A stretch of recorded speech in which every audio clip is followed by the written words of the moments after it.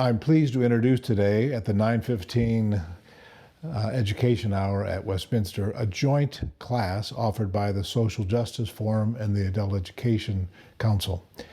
It's really a unique thing. We've not ever done anything like this at Westminster. We say that a lot these days. What we've done here is taken snippets from the Westminster Town Hall Forum last Tuesday, which was broadcast on NPR and also was on our Westminster Town Hall Forum website if you'd like to see the whole forum. It's with Eddie Glaude Jr. And we thought it was so significant what he said that we wanted to use snippets from that forum to engender conversation today with the Social Justice Forum attendees and as well as those coming to adult education class on Sunday. So let me just give a bit of background about Eddie Glaude. Professor Eddie Glaude, you may know him perhaps for his work in Time magazine. He's a columnist there. He's a commentator on various TV or news channels, and he's well known. He's the author of many books, but he is perhaps for our purposes today a scholar of African American history and also a scholar of religion. He has a PhD in religion from Princeton University. He was the president of the American Academy of Religion. So he thinks theologically about the issues he speaks of in his writing and in his presentations that we've all heard, including the one at the Town Hall Forum. So what we want to do today is listen to him. He's going to be talking about James Baldwin's writing. Listen to him through a theological lens as he looks at racial injustice and the history of what he calls the lie in America, the lie that we are the city, this shining city on a hill, as John Winthrop declared when the Pilgrims arrived on these shores. We have lived that lie, he says, for 400 years now, and it's time to tell the truth. What he does in his book, most recent book on James Baldwin, which is called Begin Again, James Baldwin's America and its urgent lesson for our time, I think something like that, but it's on James Baldwin. What he does there is use Baldwin to explore through Baldwin's own experience of being a black man, a gay black man in America, explore his life, his encounter with American systemic racism and what both of them call the lie, and how he finds, even in the difficult circumstances in which a gay black man lives in America, find a way to hope. And that's what he calls the begin again, the effort to tell the truth once more. It happened after the Civil War and Reconstruction, and then was replaced by what he calls the aftertime, the lynching and Jim Crow laws. It happened again in the civil rights, where the truth was told, and then the response, the aftertime, came, the increase in incarceration rates, the law and order policies that were adopted, he sees as a response to the progress made in the civil rights era. So what Glaude is doing here with Baldwin is taking this notion of beginning again and applying it to our time, to your life, to my life, to this church's ministry. And although much of what he says sounds secular or unconnected to religious life, Glaude is very much speaking to us as a person of faith, speaking to us in categories and symbols and language that really is theological if we scratch a little below the surface. That's what we hope we can do today. So you're going to hear these snippets in just a moment. They're about 15 minutes long, and there are several of them. And there are moments, about 20 seconds between the snippets, when a question will be posed on the screen. So the idea is you listen to Glaude, you see the question, and you ponder it for a while, and then the next snippet comes, and then the next question, and so forth, until the video ends. And then those of you live streaming on our website will see on the right side in the chat feature a link to a Zoom hookup. If you click on that Zoom link, you will be put into a live chat where Matt Skinner will guide us in a conversation about what we have just heard from Glaude or from other topics or themes that arose out of Glaude's presentation last Tuesday in the Westminster Town Hall Forum. So you click on that Zoom link and you'll be in a live conversation Sunday morning. Or you could choose to stay on the live stream and you'll be able to see the Zoom link and hear it, but you won't be able to interact with the Zoom as you would if you were in the Zoom link where you can actually have a conversation. Of course, you can also post things, comments, questions in the chat feature if you stay on the live stream. I hope that's not too complicated. It's something new. We're using technology in creative ways here to continue to be the church even when we are not together. So I encourage you to think carefully and prayerfully about what Eddie Glaude has to say to us, and then join into this conversation happening today on the 15th of November at Westminster, but happening in the coming weeks and years, not only in our congregation and city, but across this nation. Thanks for joining us today. Baldwin says in Fire Next Time that the innocence is the crime, right? That all of that is falling away. In a world of scarcity, in a world in which the very rich continue to extract, in a world where everyday hardworking people are busting their behinds and not being able to make ends meet, in a world where people can't seem to dream and make their dreams a reality. That kind of imagining of America doesn't quite work because it runs up against the reality of America as broken. You know, especially with millennials and Gen Zers and Gen Xers and Gen Ys, or whatever letter they are. Right? This is a generation, we can call them the catastrophic generation. You know, they're growing up amid, you know, the planet screaming, it's dying because of us. Great recession, mass shootings, right? We can go on, you know, global pandemic, right? Depression level. I mean, this generation, outside of many of them growing up with a Black family in the White House, their lives have been defined by layered catastrophic events. And so they know that the country is broken. They know that our politics are broken. So that idea of America is in deep trouble.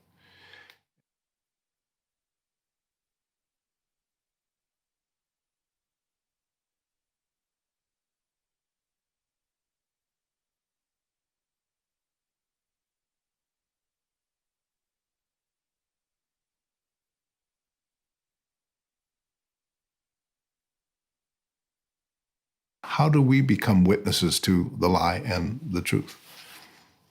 You know, tell it. You know, there's this wonderful line in Baldwin's work. He was being interviewed by Vern Margie Ekman for the first biography in 1966 written, The Furious Passage. It's not a very good book, but it's full of first-person interviews with Baldwin. And Baldwin he offers a definition of witness. You know, we have to make the suffering real.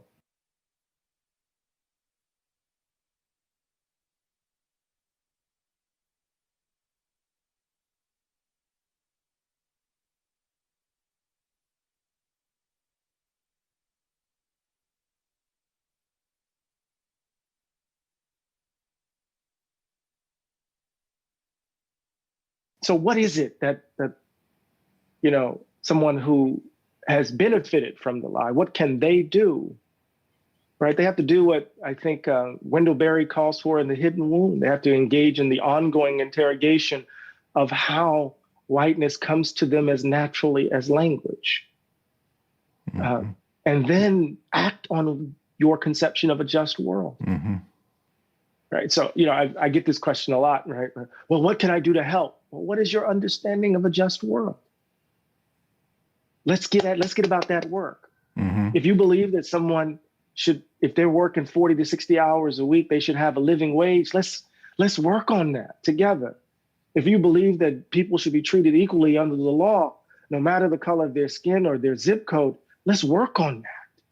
If you believe that no matter, your sexual orientation. You should be able to spend your life with the person you love without, without punishment, without, maltreatment. Let's work on that. So what is your conception of justice? It can't be charity. No. Right? Those are different things. So you see what I mean? We all can bear witness to the truth of what an unjust world is.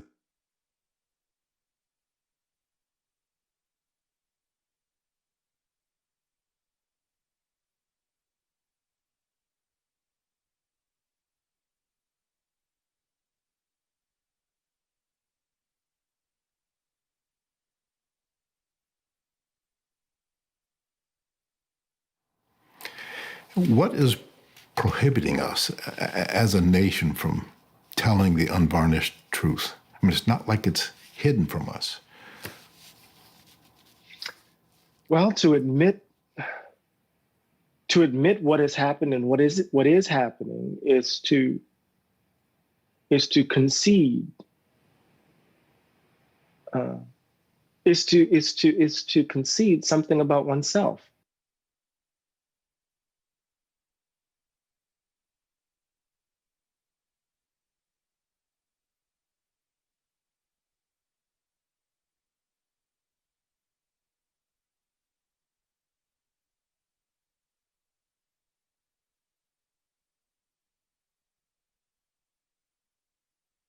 So Baldwin will say over and over again that the most exhausting thing about being Black in the United States is to have to convince white folk that what's happening to us is real.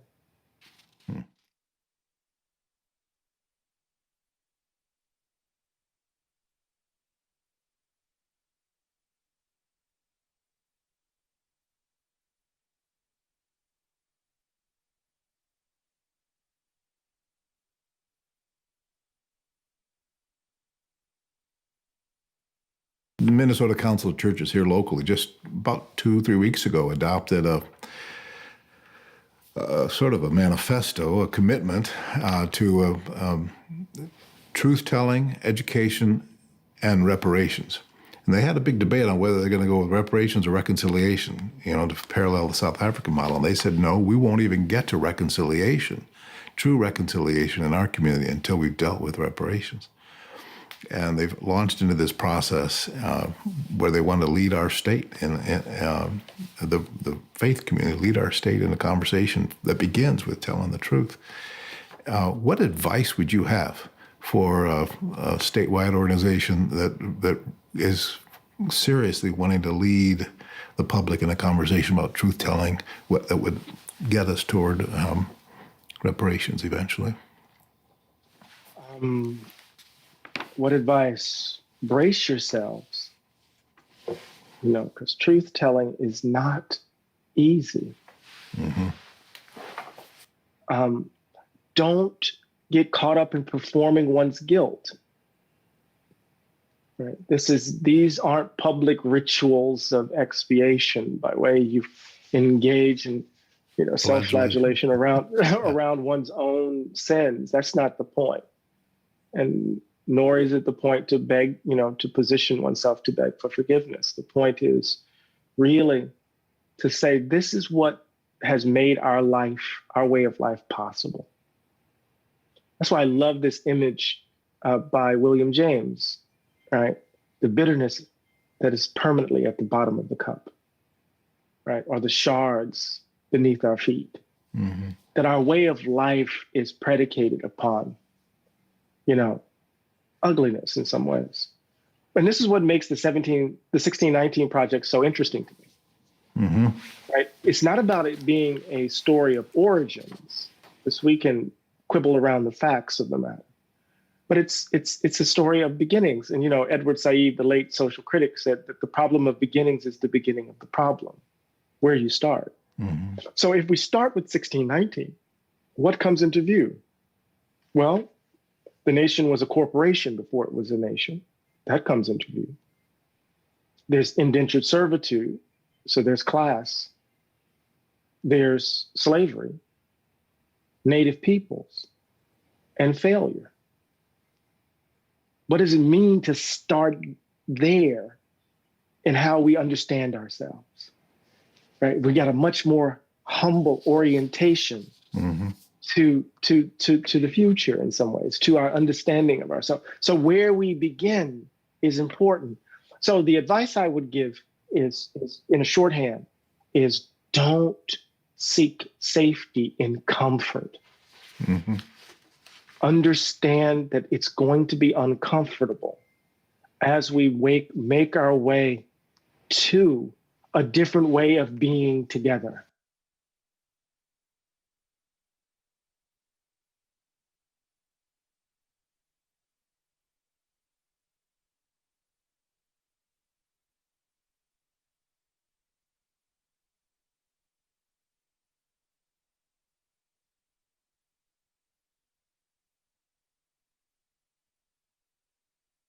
How realistic is it in America today to think we could actually begin again?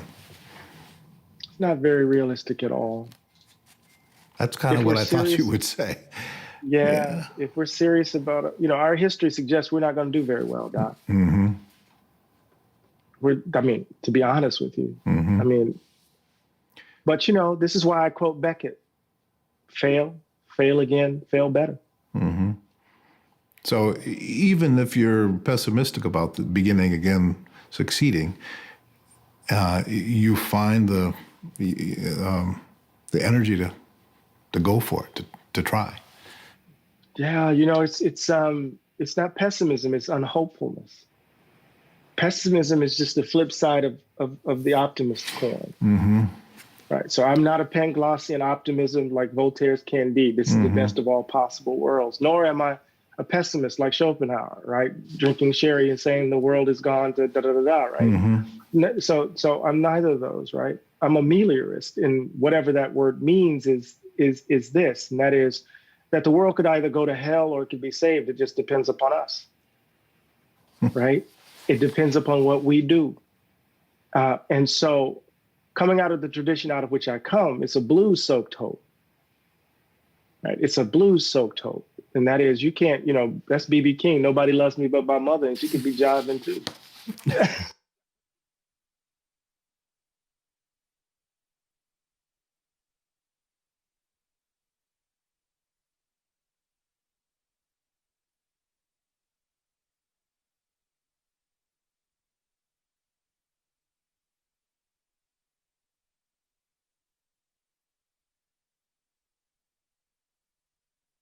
So here's a question from Melissa again in Minneapolis.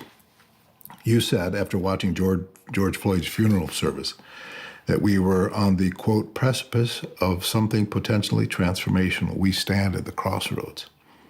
Now, 5 months later, and with November 3rd behind us, and this campaign behind us, it doesn't seem like we've been particularly transformed.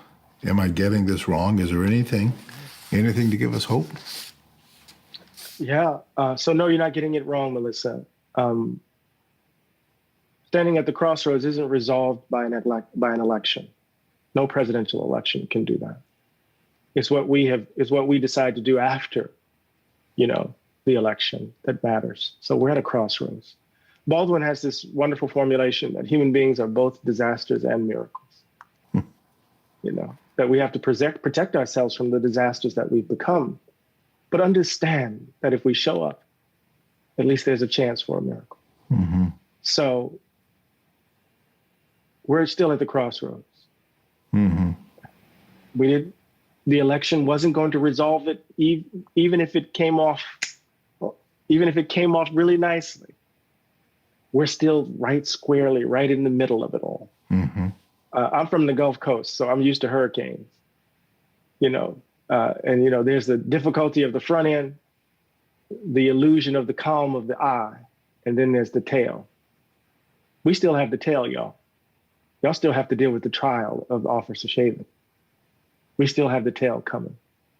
So brace yourselves. But we're miracles.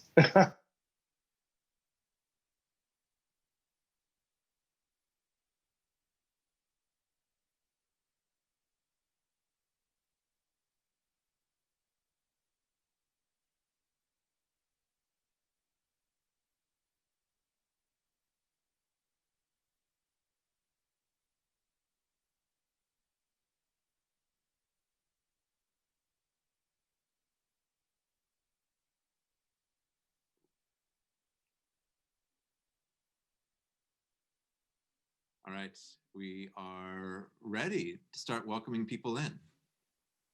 This might be being broadcast. If so, there's information in the chat to help you find the Zoom room for the larger conversation.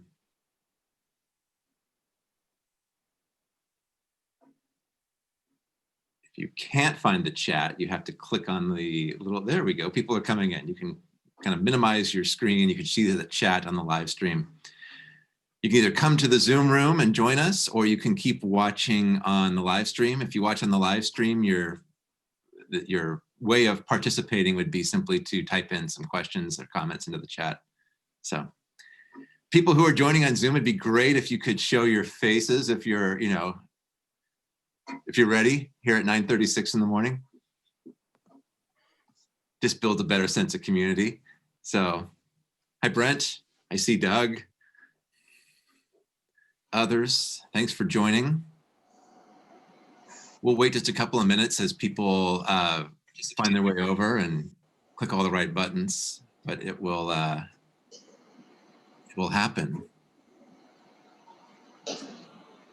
Thanks. See Phil, Dwayne, Elaine, Anne, this is great. Others still joining. Thanks for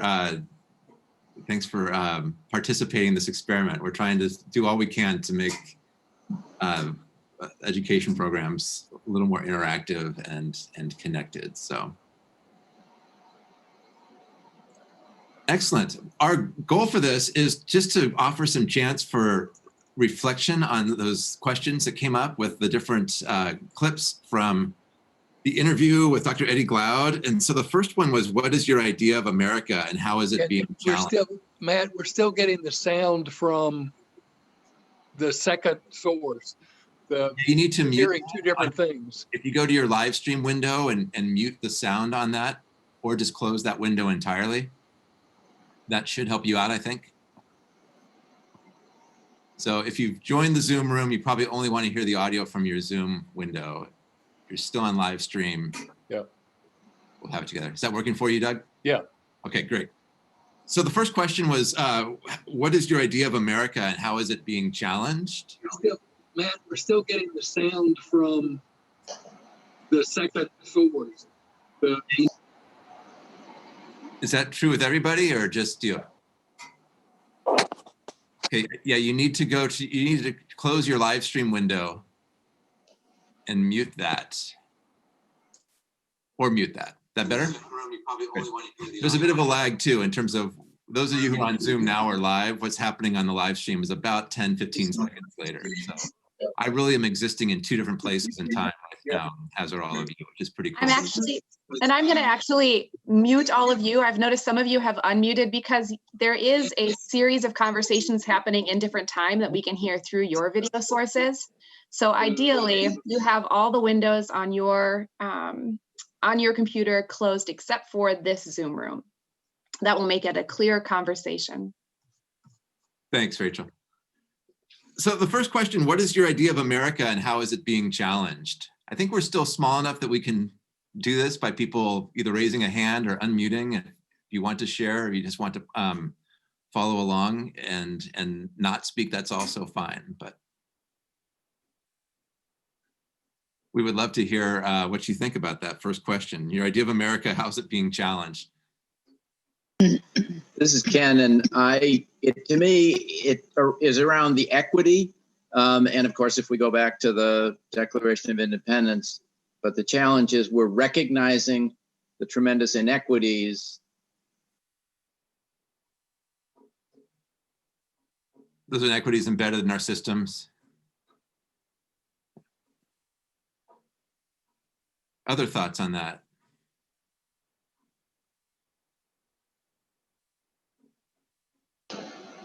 I think I would agree certainly with what Ken said. I think certainly it's a realization that, what a lot of us thought about, the myth of America, the pull yourself up by the bootstraps, anybody can succeed.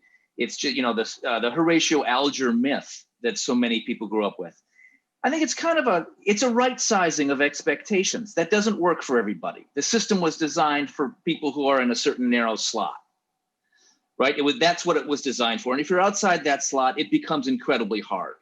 So I think for me, it's encouraging to kind of say, well, if we're not where we thought we are on our national journey, the first way to figure out, if you have a point to where you want to go, you got to figure out where you are now. And so to me, it's hopeful to kind of realize that we need to be honest about where we are now in a way that we simply haven't been before. Yeah, so much of the language in the interview was about beginnings and telling the truth about where you are, where you're going to start from as you engage. You know, one of the things that I found interesting was, for those that watched the town or listened to the town hall forum, was what came out of the Q&A. And really, one of the, when Tim was talking with Eddie Glaude, one of the things that Glaude recommended is, he says, we need to find ways to live together differently. And I think that's kind of the heart of the challenge.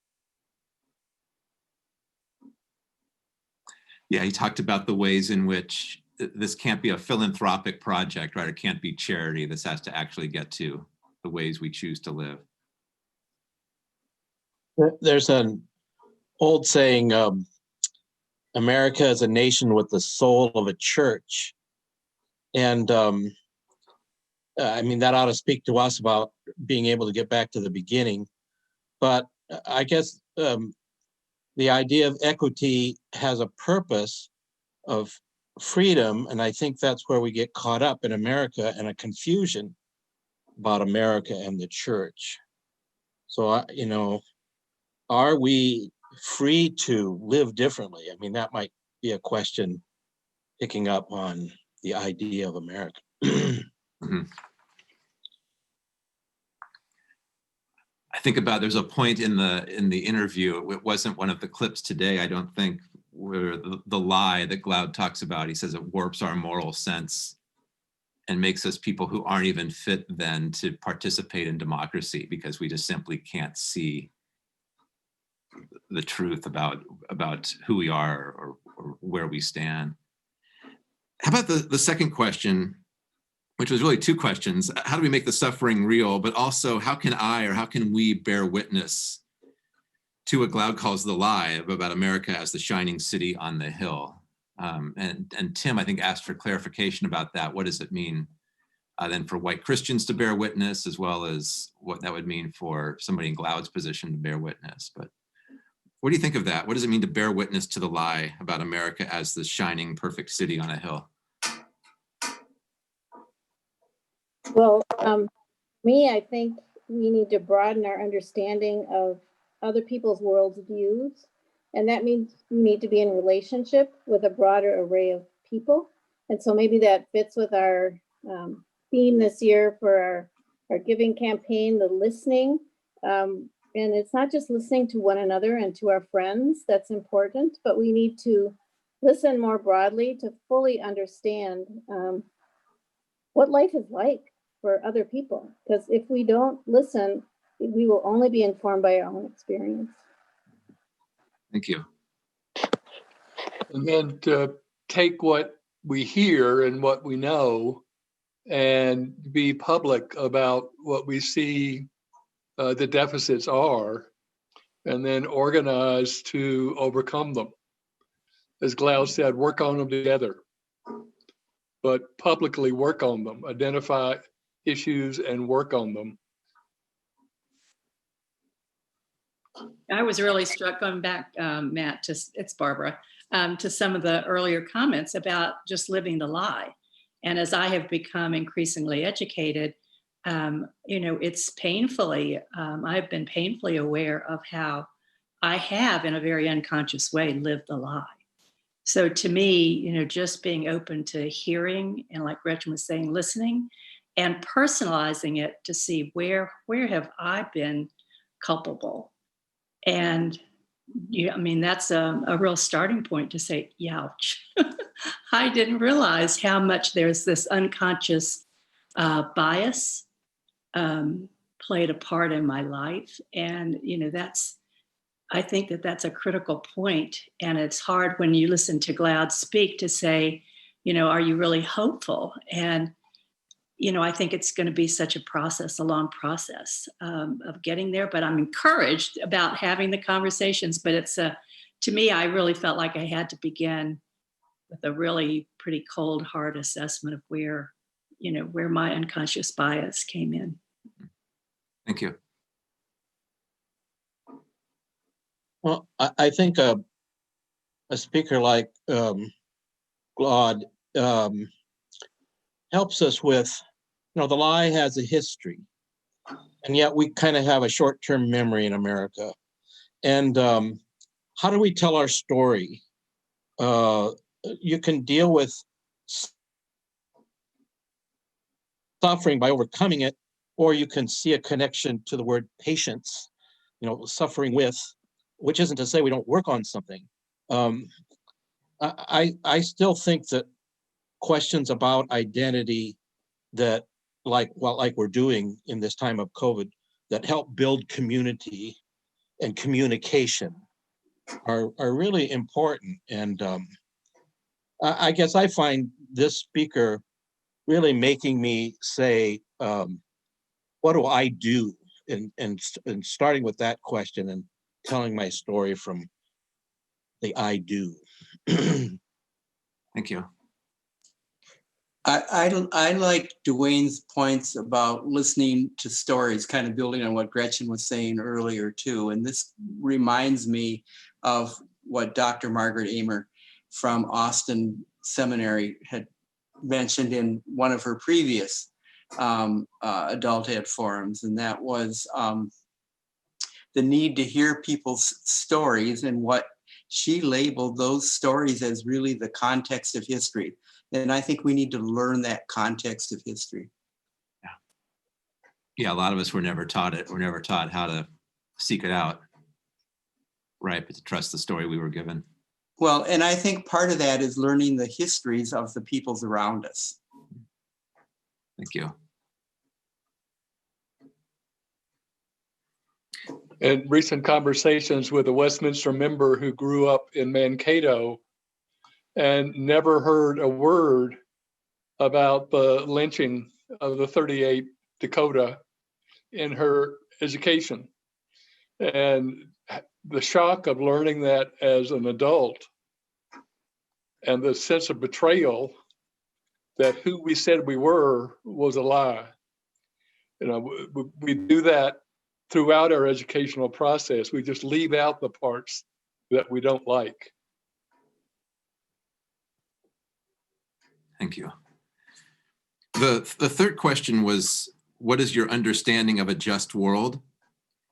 And what steps might bring us closer to that vision? Remember how Glaude said, if you have a passion for something, if your vision of a just world is living wage, then let's work on that. If your vision of a just world is around things like marriage equality, let's work on that. But he tried to give us really tangible steps to think about moving forward. So how did that connect with you, your understanding of a just world, or what are the characteristics of a just or equitable world? Well, ironically, or maybe not ironically, but Westminster has gone through a wondering about that question within the last decade, let's say, and when it resulted in our statement of a hope for the world. And really what we did was we asked Westminster members, what would the world look like if God's justice were at play? And so we have a statement about what we think a just world would look like, but I think we need to take that statement and act much more boldly from it. I think we have eased into it, we like it, we used it, it's comfortable, but it should not be comfortable. It should drag us into action left and right. And so I think it's a great question, and it's one we have the beginnings of an answer for as a community here at Westminster, but we haven't used it. It hasn't inflamed us like it should. Thank you. Thanks for calling attention to that too, to that work that's been done. So one of the things that has occurred to me for a long time is to to achieve a just world, it means some of us stepping aside. And I've been watching just the power dynamics that have been going on during this election and in other ways. And to me, people don't give up power easily, but we're all called on maybe to do that, to make a just world. You know, most of us at Westminster sit in a pretty privileged place. What would it take to step aside and give, just sort of let other people fill that power vacuum? I mean, I look at an awful lot of the committees at Westminster. A lot of the same people keep doing the same things at Westminster and keep getting plum committee assignments. I think it's a really interesting question to ask. Thank you.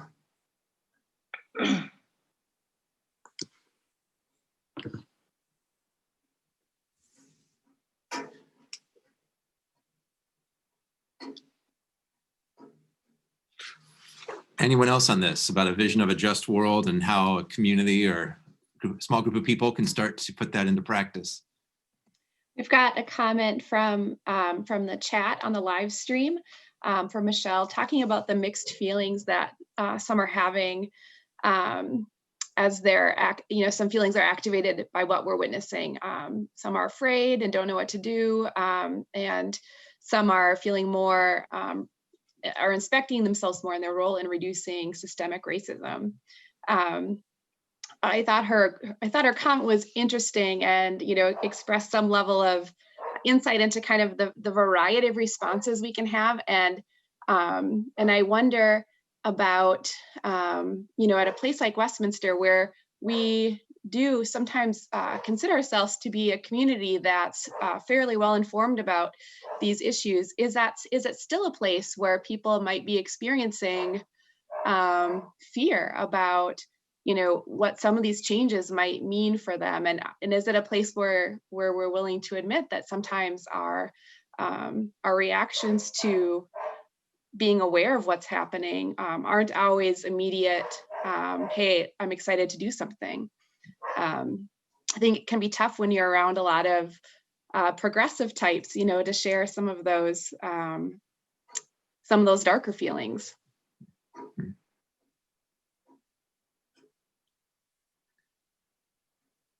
What about soul searching then? I mean, this is another question that came up in the video earlier this morning. What would it take to do that soul searching work for individuals, but for communities to not just think aspirationally, but also to interrogate our own histories, to interrogate our own failures and learn from them? One thought that occurred to me that I've heard in another setting I've been a participant in is, how can we see our own self-interest in the change that needs to happen?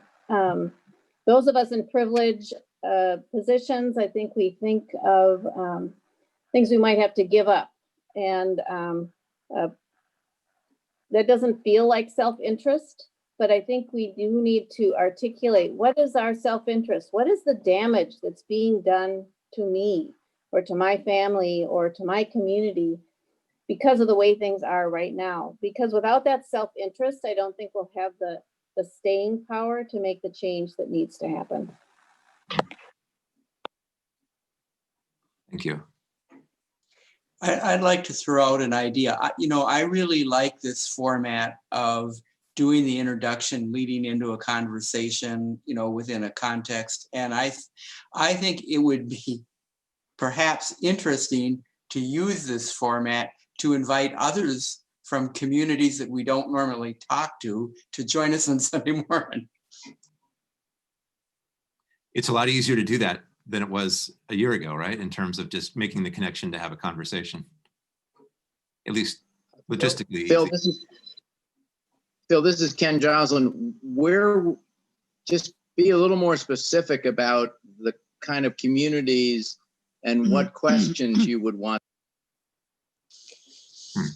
Well, you know, I would look at our community partners, and I would invite them into conversations on different topics. You know, you could build on what Gretchen mentioned earlier with the Hope for the World statement. Okay, so what does that mean?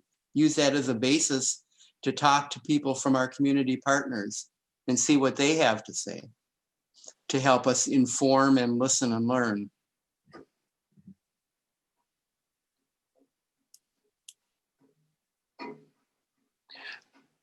A couple of comments have come through on the chat here on Zoom. I'm going to read those out loud for people who are on the live stream and can't see them. But one is about, as individuals, to make for a just world, look at your neighborhood, see those who are different, extend a hand of friendship in a caring and true and honest way. And then another comment that came through was this: my concern is that our fixation on stability or safety is manifesting as a rejection of exposing the lie. Dr. Glaude noted that this is not a backlash. That was his term. Tim said, is this a backlash? And Glaude said, no, this is a betrayal, I believe he said, of democracy. So Glaude noted this is not a backlash, but an assertion of our national refusal to release the lie. I think that the recent vote underscored that. Trump, the person, was rejected, but split ballots resoundingly showed support for the status quo, right? On the one hand, there was an outcome, but it was a lot closer than some people thought. The anti-truth forces, even within Christian communities, is revved up, and this needs to be confronted with love. Just strikes me that that points to the landscape, right? In a polarized social landscape, these conversations are a lot more difficult to have when you're outside of your bubble. So thanks for those comments as well. I want to jump to the question on reparations, just as we look at time, which came up in the interview. And the discussion question is, what makes you most uncomfortable about the prospect of reparations? Or if you're completely comfortable, how can you get uncomfortable? Remember, Glaude talked about budgeting your values, right? That this is the language behind talking about reappropriation of public funds and things like that, that we don't budget our values, or rather our budgets reveal what our values are. And if we have other values, we have to find a way to make those into policy. But what do you think about that? Tim talked as well about the Minnesota Council of Churches that's saying you can't even move on to talk about reconciliation until you've dealt with questions of reparation first. Any thoughts on those things? Well, just a clarification. Wasn't that the Minnesota Council of Churches asking for that? That's correct. Yeah, I might have missed. And then in the conversation, there was some reference to South Africa and a process that they did. I guess my question is about who does the adjudication. Is there a third judge? I mean, is there a third? That would be my question. About reparations is who determines. Yeah. Where, how, when, why. Okay. Yeah, how does that work?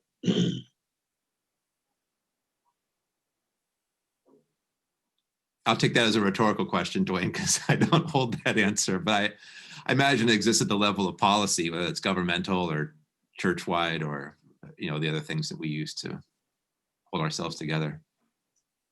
I have a question from the comments in the chat on the live stream. Someone is asking, lately I've been aware of growing criticism of philanthropy, giving by rich congregations, for example, versus reparations. But if our goal is equity, how else can we make that happen other than making a transfer of wealth? And Carol Ann is asking, Westminster enjoys a place of leadership and power by wealth and white privilege. We can commit to using this power and privilege alongside those whose voices aren't typically heard. Thanks. Somebody else was speaking too. I missed it. There have been some institutions, primarily colleges and universities, that have begun to act on reparations, and they tend to focus on opening social systems that historically have been closed to particular categories of people. So it's overcoming barriers that have been established rather than the direct transfer of funds to individuals. And so I think looking at our understanding of what reparations means, in part, is aggressively going out and removing barriers that have historically blocked others.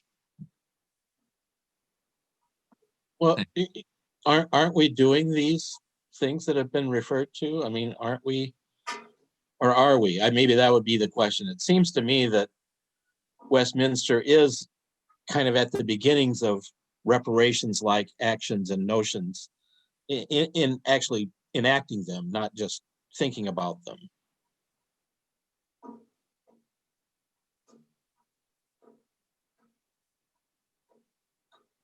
Elena is recommending a resource by the PCUSA called Decolonizing Wealth. It's part of, or I guess it was part of the PCUSA churchwide book read. So that's something, if others are interested in exploring this idea more, that she would recommend. And, you know, I did some more reading up on the Minnesota Council of Churches project, and it is really interesting because it's a lengthy process, but it's a process that engages people from multiple faith communities across different perspectives. So I would encourage people to learn more about that. I'll see if I can find the link for that. Yeah, if you find it, Phil, and want to put it in the chat, that would be great. We can then make it more widely known too. This is a particularly interesting topic for Westminster at this time, the Minneapolis Council of Churches. On Thursday at the session meeting, I'll be bringing forth a motion to reallocate some of the funds from the Open Doors, Open Futures fund that was set up specifically for mission. And one of the organizations we're going to look at funding is this effort by the Minneapolis Council of Churches, Minnesota Council of Churches, sorry. And I think in the past, I have had some concerns, frankly, with reparations in terms of the logistics, in terms of where do you start, in terms of who qualifies, et cetera. But I don't think it's my place or anybody's place to say we're not going to talk about that. And so for all of us to be willing to say, you know, one of the great phrases I like to hear when somebody offers a very passionate response is, but I may be wrong. This is what I firmly believe, but I may be wrong. And so I always have to leave that door open and being willing to listen, being willing to learn, and be willing to be taught something by people who I may have thought didn't have anything to teach me.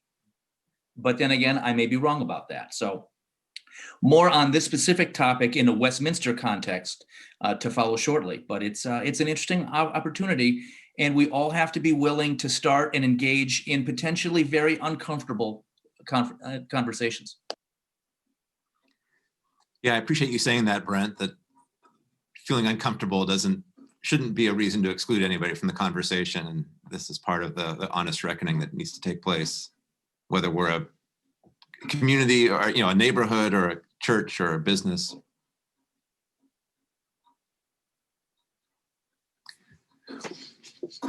We have time for a couple, maybe one more question before starting to move to close up. But one is, are you optimistic or pessimistic about what's ahead for the United States this decade? And maybe the essential follow-up to that is this: where can you find energy to fail and to fail better? To use the line that Glaude quoted, that fear of failure shouldn't be an excuse. But failing the same old way is a problem. So how do you feel about that? A sense of optimism or pessimism? And where can you, I think that you is both singular and plural, find the energy to begin again and risk failure? This is Ken Jocelyn, and I just participated in the annual virtual meeting of physicians for a national health plan. And the president got to the end and said, I'm optimistic and pragmatic, and that for us, the goal is universal access to healthcare through, in this country, everyone having insurance, since that's kind of the base. And he said, it doesn't seem possible given the wealthy interests that are against such a change.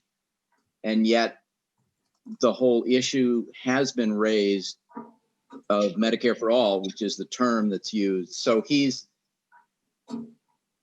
pragmatic but optimistic. I want to go on to one other thing, and that is I was very frustrated in this election. This gets to action. And Dwayne talked about we're a church that is trying to work on this. And I was very frustrated that so many people talked about how bad things were, and yet we're not actively getting out there and doing something to have the election turn out differently. Now, I personally was frustrated because I didn't know what to do other than phone banking, because all the friends I talk to think like I do. But I feel like the church needs to be about helping each one of us find what we're called to and find a place to be active. And that just doesn't mean talking with our friends, and then supporting each other and taking risks and doing something. Thank you.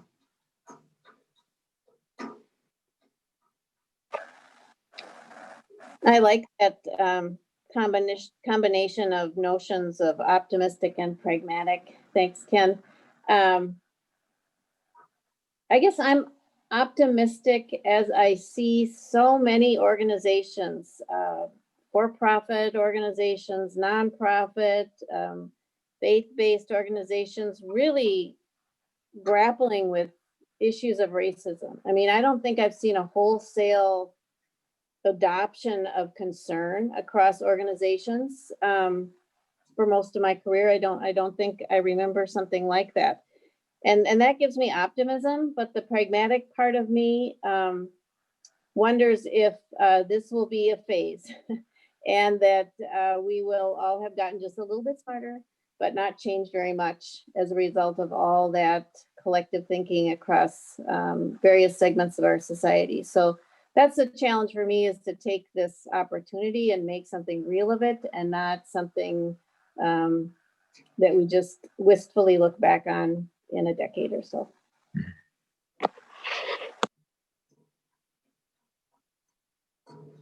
Thank you.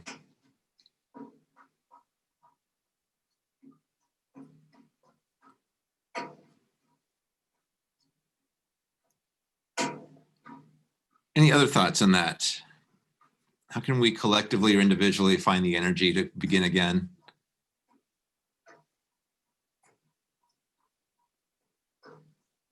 For me, I think being part of community is such an important, aspect to sustaining energy for what will be a lifetime of learning and being challenged, and hopefully continuing to commit to dismantling racism. I think that, there are moments when all of us might feel more pessimistic or de-energized, or maybe even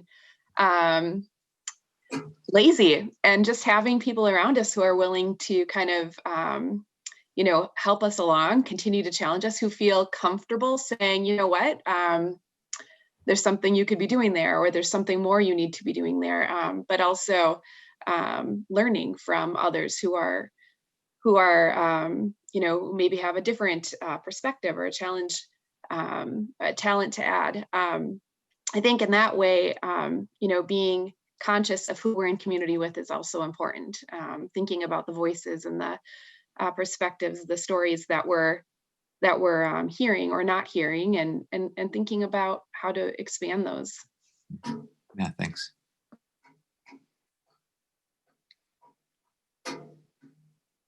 We have in the chat as well to trust in Dr. Martin Luther King's moral arc of history, to believe that that's a true thing, and then also to act as we are each able. I learned a new word from Professor Glaude about meliorism. I had to look it up, to be a meliorist, right? To believe that the improvement is actually possible, and to believe that we can actually be a part of that. So. Well, there was another interesting thing that Glaude had in the Q&A section with Tim at the end of his forum, and when he mentioned about living together differently, Tim asks him, well, how? And Glaude responds by quoting Baldwin. And the first thing he said was imagination. Yeah. Well, a phrase that we often use in the Presbyterian Church came to mind as well as part of this, and that is we're reformed and reforming. And so that notion of failing better, I think, is part of our tradition in the Presbyterian Church and something that we can lean on and gain confidence from as we act forward. I agree. Thank you. Yeah, without the sense that progress can be made, that some things can be won, that things can be made better while other things are going to hell. Without that sense, then you really do get paralyzed. Why spend a lifetime fighting for things that you know aren't going to do anything? And so I think you have to have at least some sense that the world is malleable and that change can be made to keep going. Thanks, Doug. I have to watch the clock. We have what they call a hard stop coming up to get the technology switched over for worship. So I'm going to make 3 quick statements, and then we'll have a closing prayer. Well, maybe 4 statements. The first one is just thank you for participating in this, for trying something new. Whether you're on the Zoom call and talking, on the Zoom call and watching, or still watching on the live stream, thanks. And we appreciate feedback in terms of what works for making this less like watching a video by yourself, but actually engaging in community and deliberation. So we welcome your feedback, me, Elena, Rachel. Second thing is, if you want to talk these issues more, if you feel a desire to dig in deeper to either Glaude's interview or the topics that he raises, if you feel like you're a beginner in these conversations or you want to keep pushing things forward in your own thoughts, I ask you to email Rachel, who's, if there's enough of a groundswell, we're happy to create small group opportunities for things like that, which leads to the third thing. Talking is always a lot of fun, but when it comes to action, sometimes in these conversations, this is where callings come up, right? Vocations come up. You hear something or you say something that you say, I really care about that. And so I would urge you to act on those things too. If a certain way forward, or a book read, or something, a book to read, or an idea, or a policy to pursue, just to pay attention to those kinds of things that you hear in your heart. The last thing I want to say is it seems fitting that we're transitioning to worship. So much of what Dr. Glaude talked about has spiritual connections, and in his language, it's like it does in Baldwin's writing. So that whole language of knowing the truth and telling the truth connects so easily to confession for me. And that term confession is just literally to reckon together in public, to try to determine what is the truth in public, which we do in our hearts before God, but we do that as communities as well. So it seems good that we move from this conversation soon into a time of worship where we as a community can hopefully tell the truth out loud about ourselves, about our community, about our nation, and about who God is. I'm going to hand things over for a closing prayer to Chris, who's offered to lead us in a closing prayer that he's prepared for us.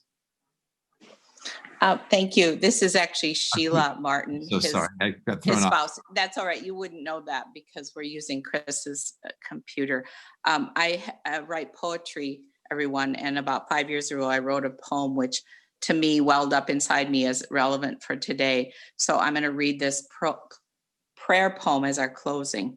Will you pray with me? Holy God, my chart and my compass, I live at mere waypoints. I know of your trustworthy lighthouses in your provision to light my journey. Your light prepares me for dangerous shoals. I know you did not craft me a vessel to hang tightly to the artificial buoys I have created for myself in order to claim safety. Forgive me, Lord, for ignoring your chart and your compass. You know all the celestial stars. Your mighty hand made them and placed them perfectly, that the world may have the way, always and forever. Point me true from my ways to your way. Amen. Amen. Thank you, Sheila. Thank you, everybody, for joining in. I look forward to continuing the conversation in different settings.